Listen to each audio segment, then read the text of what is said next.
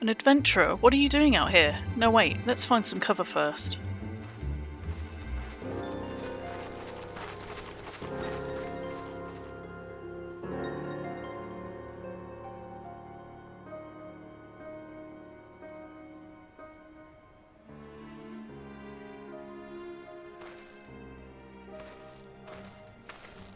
Maelstrom Command sent you. How do I know you're not an Imperial spy? You don't even have a uniform.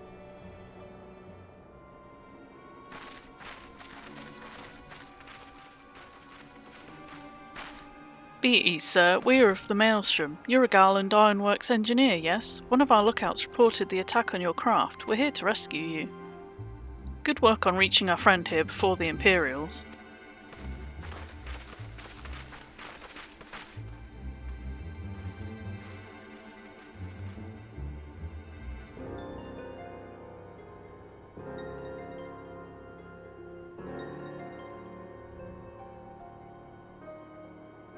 I've never seen craft of this design. It must be Garland's work. Is there no end to the man's treachery? The secrets of Magitech belong in Imperial hands. They're not to be squandered on Eorzean savages. We're taking this craft back to the fortress. Dismantle it if you must, and bring the engineer. Someone must pay for Garland's crimes. Scouting party from Castrum Occidens, I'd say. Seems they want your ship, engineer. Wedge, you have to help him. That fool of a Lalafell was hiding inside the tiny Bronco. The tiny Bronco? Isn't that the new design people have been whispering about? It's the first airship we've built since the Calamity, the first since Master Garland, well, since when he went missing. After years of work, she was finally ready for her first test flight, and she was soaring, she really was, till those bastards blasted her out of the sky. Alright, pay attention. We're going to hit those Imperials hard and fast. If they want a souvenir for Eorzea, they can have a knife in the gut, but they're not getting that ship. Oh, and don't forget to save the Lalafell. What say you? Ready to give those curs a hiding? Like a tidal wave, lads. Charge!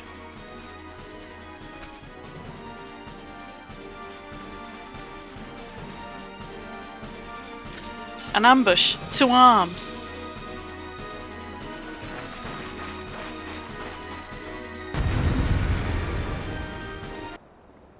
Biggs! Wedge, you shouldn't have stayed with the ship. That was a close one. Too damn close. So how's she look, anyway? The auxiliary propeller is a dead loss, but I think we can wring enough thrust from the main propeller to get us airborne. A few minor modifications and we should be able to fly the tiny Bronco home. We'll stand watch until the ship is ready to take off. The Imperials will come looking for their scouts eventually, but I doubt they'll get here for a good while yet.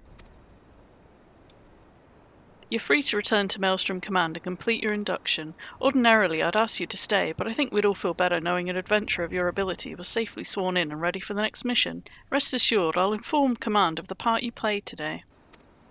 I just wanted to say sorry, you know, for calling you an Imperial spy and all that. Got that one wrong, didn't I? Ha! Seriously though, if it hadn't been for you and the Maelstrom lads here, we'd be chained up in a dungeon by now. I'm in your debt, friend. We both are. Wedge. Thank you, we're very grateful. Welcome back. I just heard the report. You needn't be concerned about the engineers. They completed their return trip without further Imperial interference. I must admit, I had my doubts at first, but it seems the stories about you are true.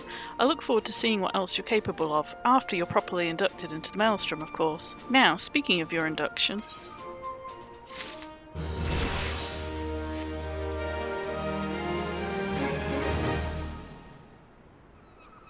Let us start afresh, shall we?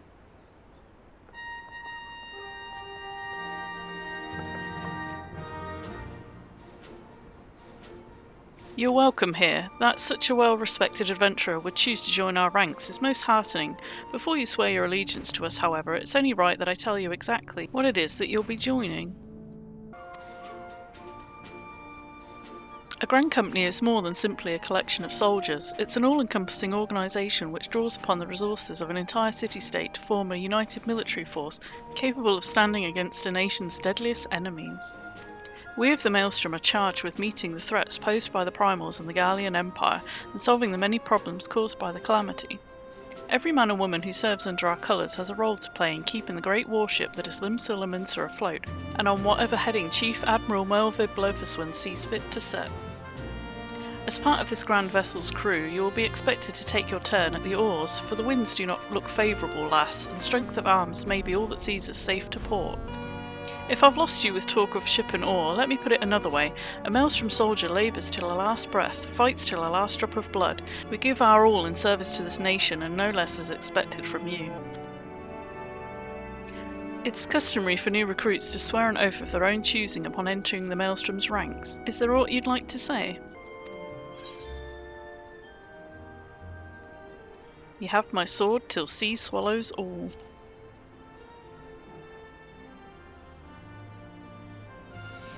And I've no doubt we'll need it. Keep your weapons close to hand, lass. I hereby assign you the rank of Storm Private 3rd Class. You're now officially a soldier of the Maelstrom. Welcome aboard, Private. May you serve Limsa Minsa well till sea swallows all.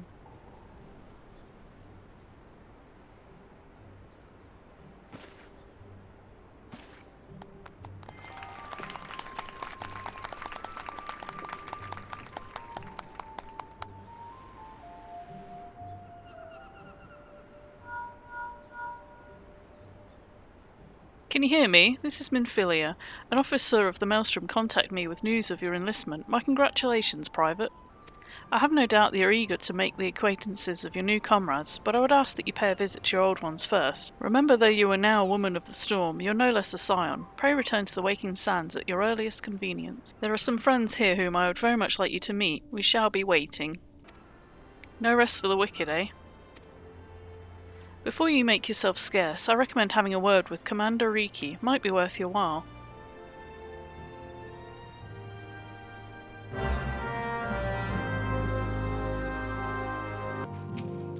Welcome back. Lady Minfilia waits you within.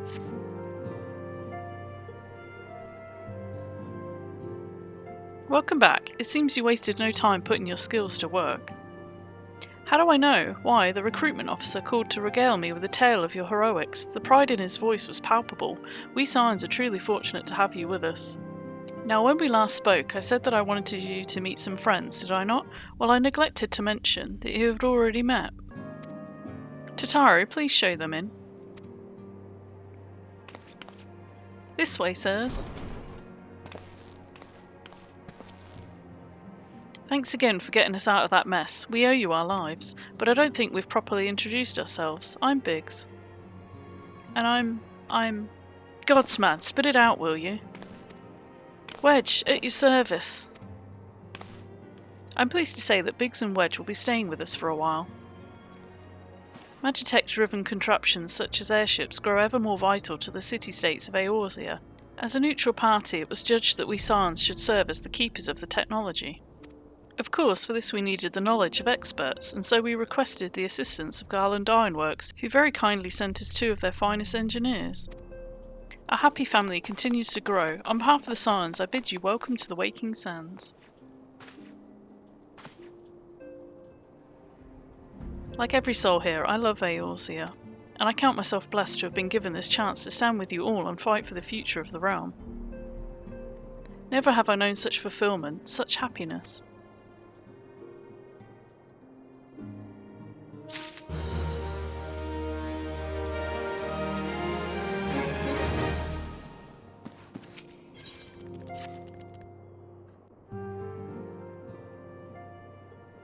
Now, having set aside the formalities, we have a favor to ask of you. Urianger, have the documents arrived from the students of Baldessian? Aye, my lady. They arrived but recently. We have conducted a study at the behest of the Order of the Twin Adder. Papalimo, Ida, a synopsis if you would. Our task was to survey the behavior of the sylphs. a beast tribe indigenous to the Twelveswood. Oh, how to describe them. They look like gisselcreens, floating ones, that worship the primal Ramu. Ahem. Though technically a beast tribe, sylphs are blessed with a comparatively personable demeanor, conducive to peaceful communication. Offering us an invaluable opportunity to learn what the beast tribes know of the primals. While Ramu's existence is well documented, the sylphs do not, or perhaps cannot, summon the primal any longer, insofar as can be ascertained. Until such time as we know, it would be unwise to assume that the threat posed by the primal has passed. Which leaves Gridania with the added worry of not knowing what they should be worrying about. In that regard, they are hardly alone. What we can say with absolute certainty is that Gridania has its hands full fending off Garuda, who, I need hardly remind you, is among the most savage and terrible of all known primals.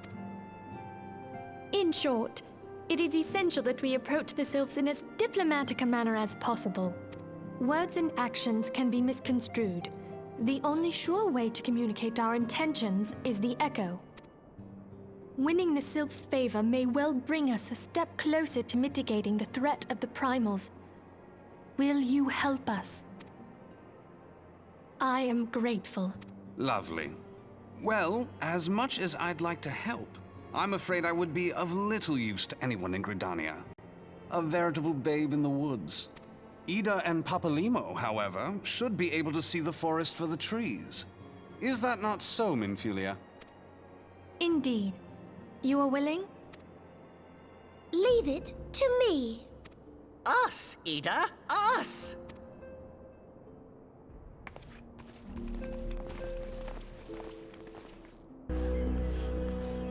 We know far too little of the sylphs to lay any worthwhile plans. We must call upon the Scion once more if we're to... I beg pardons, 'tis a terrible habit of mine to think aloud, but tell me, what brings you to the Adder's Nest?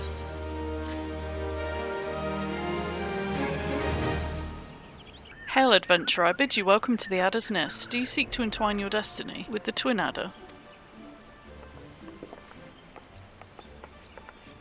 Morning, Commander. Sorry to disappoint you, but other business brings us here. Ida and Papalimo, always a pleasure to see the two of you. My men tell me you quested the name of the Scions of late. Quite so, Commander. A little bird told us that the Twin Adder was in need of our adventuring prowess. Ah, your little bird sings true. No doubt you've heard that we're investigating the Sylphs, that curious beast tribe that calls the depths of the Twelvewood their home. The Sylphs are, for the most part, a peaceful bunch, much to the delight of the elder Seedseer, who has no desire to see her people embroiled in yet another fruitless war. The Twin Adder is of the same mind, and it's precisely the reason that the Sylphs' relation to the primal Ramu has raised a flag of warning amongst our ranks. Friendly as they may appear, beastmen will be beastmen. Should there be even a sliver of a chance that the summoning of the primal might disturb the balance between Gridania and the Sylphic tribes, it's a possibility we cannot ignore. Better to be safe than sorry indeed. Do we strike at Ramu or leave the Sylphs to their own ways? That's the question, yet I find myself lacking ample knowledge to arrive at an answer.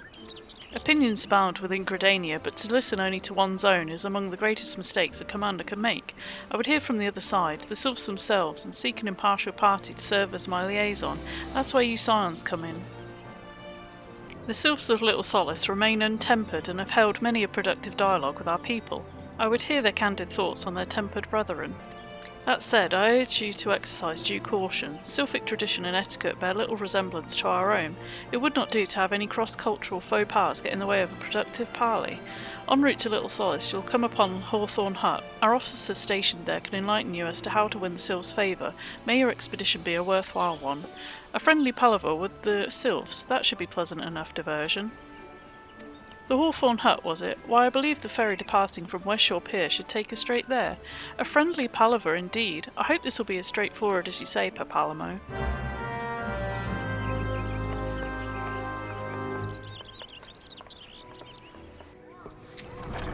Indeed, I'm Amalane of the Twin Adder. I understand you're here to learn of the Sylphs, yes? For all their whimsy, they're a wary lot, particularly since the Empire has come to the Shroud. Earn their trust, however, and they're as friendly as any folk. They have their quirks, but so do we all, no? Would you know more, you'd do well to speak with the master of this hut, Rolf. He's forgotten more about the sylphs than I'll ever know. Come to learn a thing or two about the sylphs, have you? I'll tell you one thing, they're a peculiar folk. How peculiar, you ask? Well, just let me tell you. They're... beg pardon, friend, my memory's just not what it used to be. I've seen much and more in my adventuring days, and it's all a clutter in my noggin now. Though I've shared my stories with those around the hut before, you might have luck with them. The sylphs, yes, Father's told me his stories plenty of times. What I've always found most captivating is how their concept of etiquette is almost completely alien to our own. You do best not to underestimate them on account of their childlike looks, lest your face end up a mess of glyphs, squiggles, and chocobo scratches. Tee-hee! The quickest way to a quiver woman's heart might be through her stomach, but don't even think of trying to foist your foodstuffs on a sylph. They sustain themselves simply by bathing in the sun, or so Rolf once told me. The sylphs, inveterate tricksters and troublemakers. That's what they are. One day they're drawing marble faces on our masks, the next they're sending our young sentries falling to the bottom of a ravine.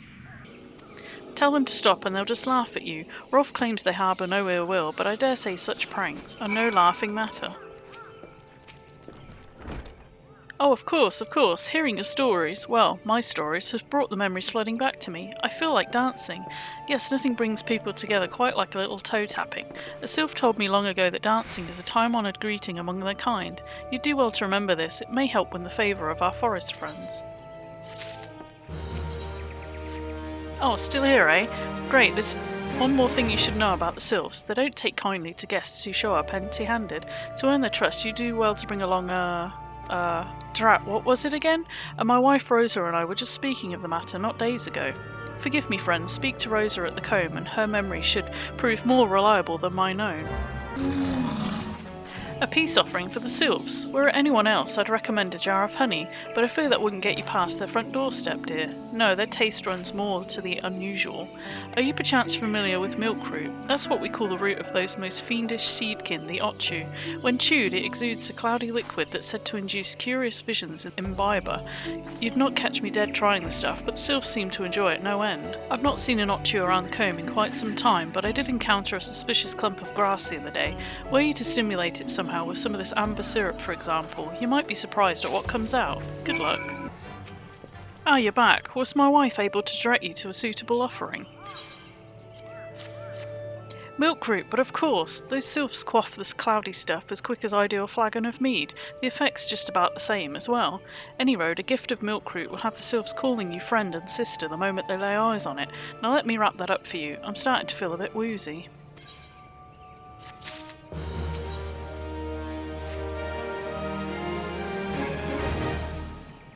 I've taken the liberty of wrapping your milk root well and good. This should keep it nice and fresh, not to mention spare you from that god's awful stench.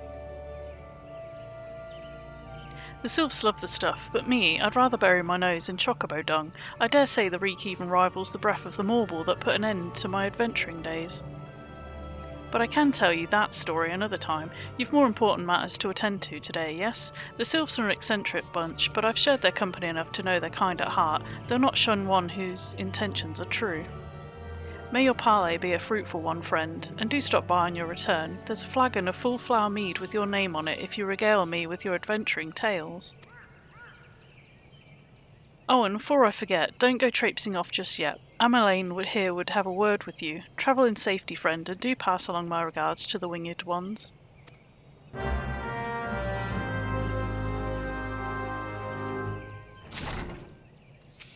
It's good to see your knowledge of the sylphic culture has matured. I see no reason to delay your mission any further. Upon your arrival at Little Solace, seek out a young sylph by the name of Camuxio.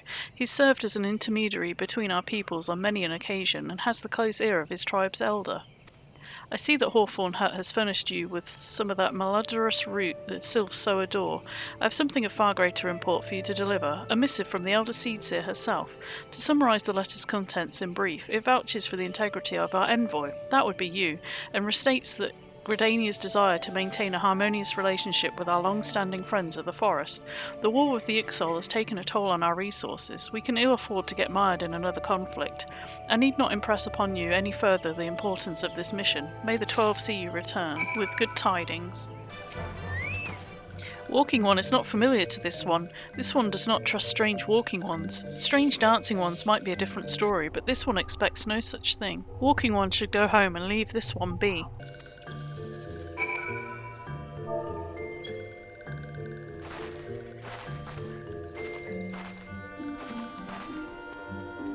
This one would welcome walking one who moves like these ones. If walking one would talk to this one will answer. This one is a busy one, so walking one should speak with quick tongue. Walking one would bring gift to this one. Walking one is most kind. Walking one brings milkroot. Milkroot fills this one with great joy. This one gives thanks, gives many, many thanks.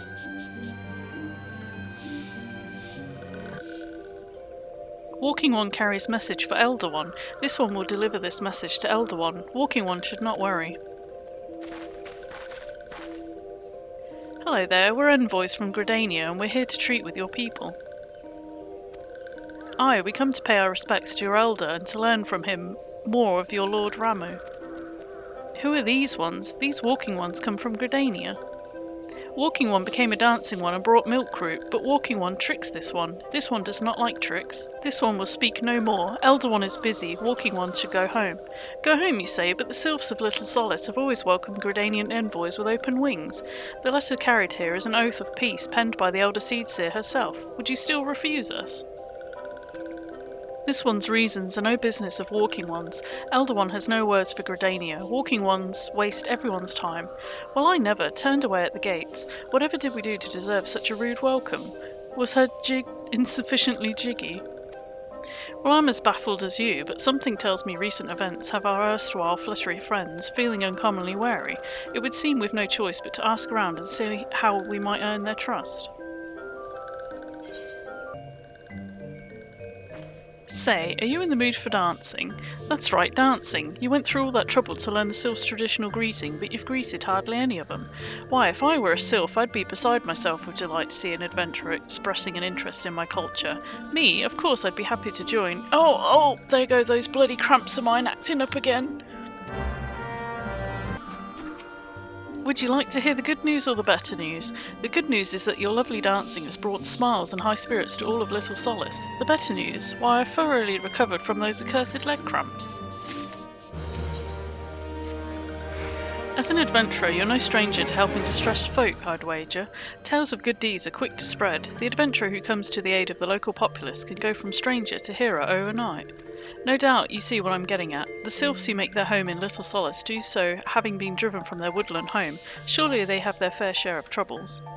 Seek out troubled sylphs and see what might be done to ease their worries. A sound plan, would you not say? That said, the sylphs are not known to share their worries with outsiders. You would be better off inquiring with Hera Amedia of the Gridanians who reside here. She's most like to be privy to the sylphs' troubles. Praise be to the elementals. I cannot express how happy I am to see an adventurer with a truly gentle heart. The sylphs of Little Solace are sorely in need of aid. Pray hear me out. Being a temporary settlement, Little Solace wants for amenities, not least a stout set of defences. Consequently, beasts from miles around here are free to wander in and terrorise the hapless residents. Disease garlands and gallnuts that roam these parts are especially troublesome. When you are done with the deed, seek out Kamuxio. He's slow to warm to outsiders, but your good intentions will not be lost on him. Dancing One is still here. Dancing One can dance all night. This one's trust is not so easily earned. Dancing One brings brownie brushes for this one. This one can dye thread once more. Dancing One kills Bitey Buzzy One. This one hates Bitey Buzzing One. Dancing One is kind. Many walking ones come to these one's abode, but few are friendly like Dancing One. Perhaps this one was wrong to not trust Dancing One. This one asked Dancing One for forgiveness. These ones have many troubles since walking ones last came to our abode. This one must be careful, always careful. But Dancing One is not like other walking ones. This one can trust Dancing One. This one would ask Dancing One for help. Strange walking ones with bodies of steel come to the home of these ones. This one thinks steel ones come from Empire.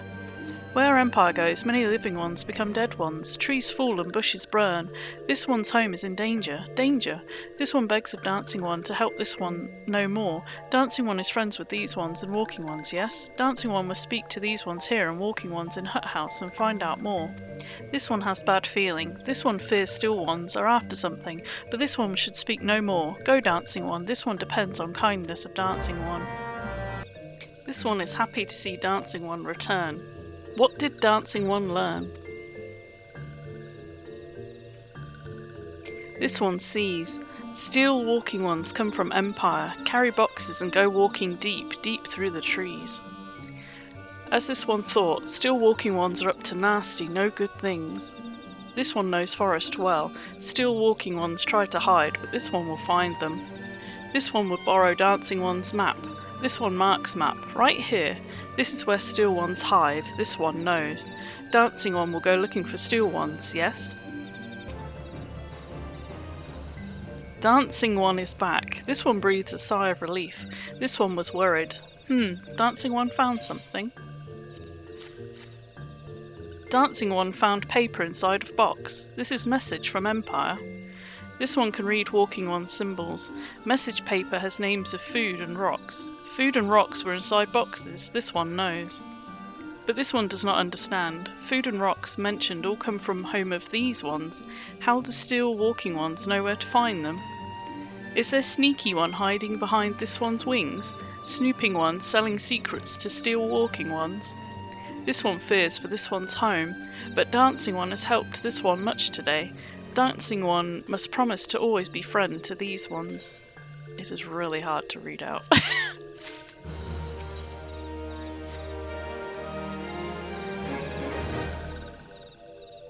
Helpful One arrives at a good time. This one needs Helpful One's help. One of these ones named Claxio ventured outside Little Solace alone. Alone is unsafe. Helpful One must find Claxio. Claxio struck west after leaving the settlement. Hurry before Claxio ends up in the belly of a beastly one. I will try. What? Walking One wants this one to return to Little Solace? Don't make this one laugh. This one is weary of living with those who are not these ones. This one wants to be alone. These ones rely on Walking Ones for everything, no better than those ones that summoned a primal one. Small wonder this one chose to leave. This one thought this a likely place to build a home, but then Meddling One arrives, forces this one to go deeper into the forest. Meddling One is forbidden from following this one. Away with Meddling One.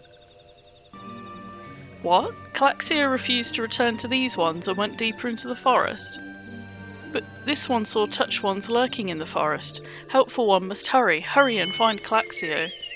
Helpful One should search for spools of thread on the forest floor. These things will lead Helpful One to Claxio, but hurry before Touch Ones lead Claxio away. Meddling One is back. This one told Meddling One to be gone. Tell Camuxio that this one will never go back. Never.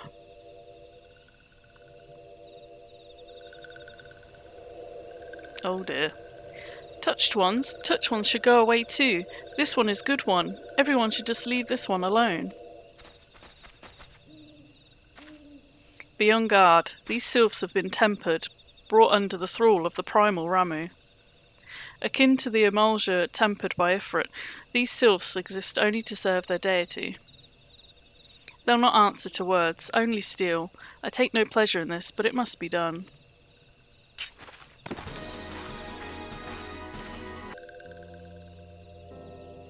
This one is safe. This one was so scared. Claxio, this one has been worried, so very worried. Is Claxio unharmed? Still in possession of wits? Camuxio and Meddling One as well. Why are these two here? These two came to rescue Claxio. That Claxio is safe fills this one with joy. Camuxio, forgive this one. This one did not mean to run away from Little Solace. This one was just afraid.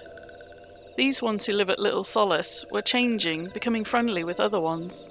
This one feared that these ones were forgetting who these ones are, like Touch Ones did, but this one was wrong. This one can see that now.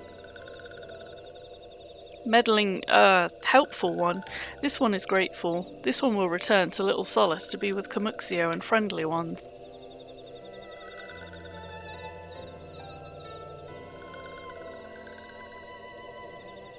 Well, that should see to that. What say we return to Little Solace as well? I, for one, could do with a nice hot bath. This one thought Claxio was lost forever. Helpful one saved Claxio. Now these ones can be family again. This one has known many walking ones, even many kind walking ones, but Helpful one is kindest and strongest of all. Helpful one is a hero to these ones. Helpful one will bring these ones and walking ones closer together. This one knows. This one would take Helpful one to see Elder one. But Elder one is...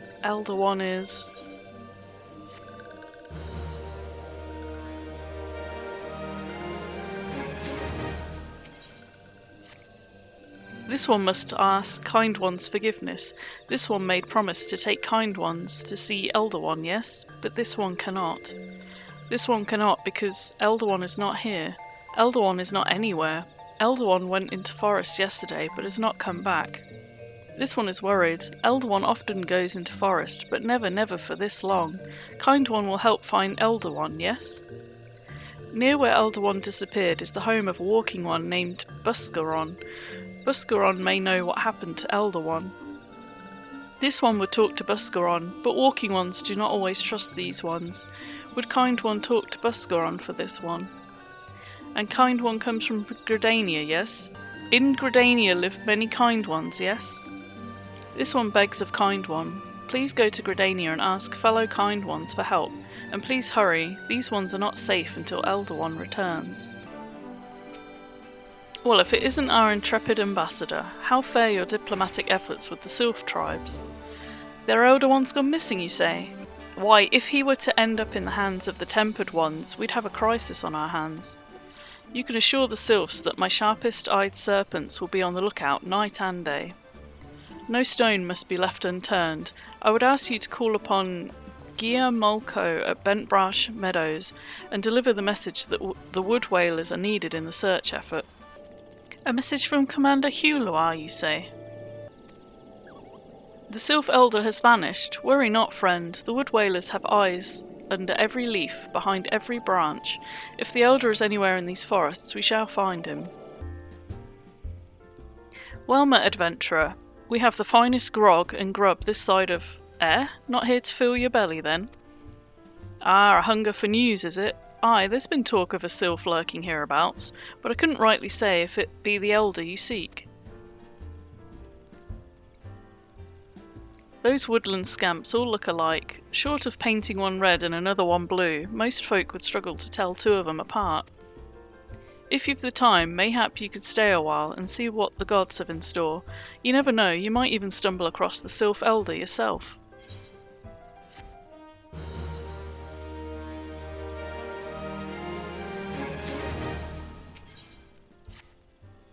No word on the Sylph Elder yet, but I'm sure it's only a matter of time. In the meantime, how about doing a favour for old Buscaron in return?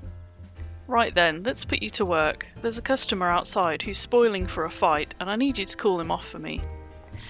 No need to go cracking any skulls though, just take this tub of cold water and douse the drunkard. It tends to do the trick.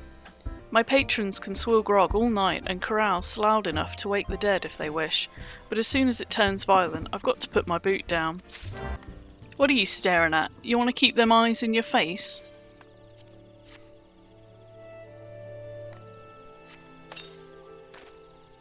Nofika's teats, that's cold. What do you mean, no fighting? This dusk-white scum was... Yeah, I know the rules. That bastard gets to keep his skin. For now.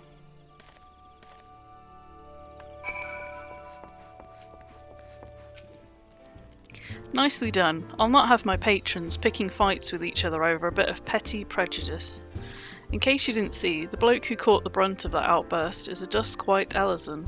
There are people who shun cities to live in the wilds, making them no better than brigands in the eyes of many.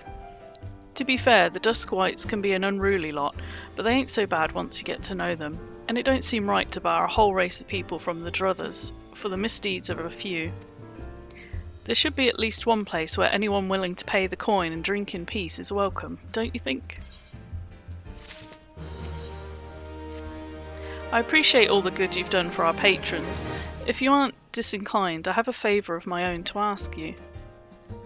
There's a Keykern friend of mine, you see, name of Titaroon, a good lad. It was right after the calamity that I came across him fallen in the shroud. He nearly died in all the havoc, so I took him in and nursed him back to health best I could. He worked here at my druthers for a spell after that, got to talking about striking out on his own he did, and not long after cast his lot with a merchant bound for La Nausea. Well, it just so happens I got to cleaning up around here and came across something of his, this scarlet earring. I know he was fond of the thing, but he must have forgotten where he left it, so I'd like to see that it gets to him. Can't say for sure where he ended up, but might be a friend of mine can. A Rogadin named Bainsing. You can find him on Hawker's Alley in Limsa Laminsa. He knows everything of the comings and goings of merchants there.